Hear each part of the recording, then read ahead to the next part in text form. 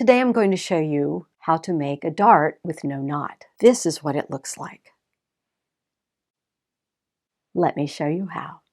As you can see, I have a top thread and a bobbin thread, as you would normally sew. What you want to do is sew with only the bobbin thread. If the eye of your needle is big enough, you can just tie off the threads. But usually, if you're working with sheer fabrics, the eye of the needle will be small because the needle will be very fine. In that case, what you want to do is note which direction your thread goes through the needle. Mine goes from left to right, so now I want to thread the bobbin through the needle right to left.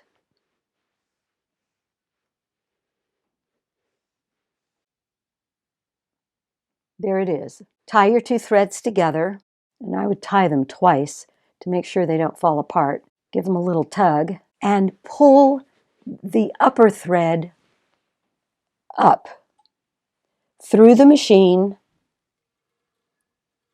And I would actually take your spool of thread and wind it until you see the knot.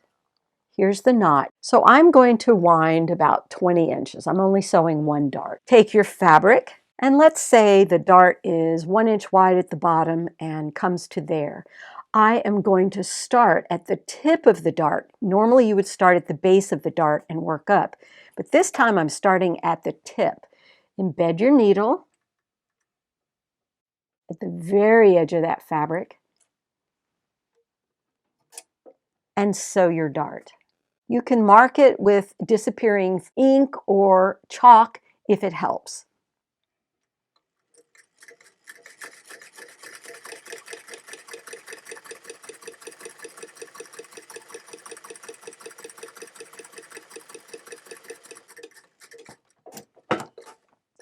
Pull your fabric out.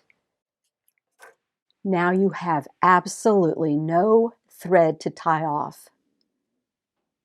First, embed the stitches with some steam, and then find a good place on the ham for the dart shaping.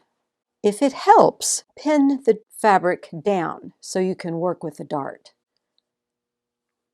Press the dart in the direction that you want it to go.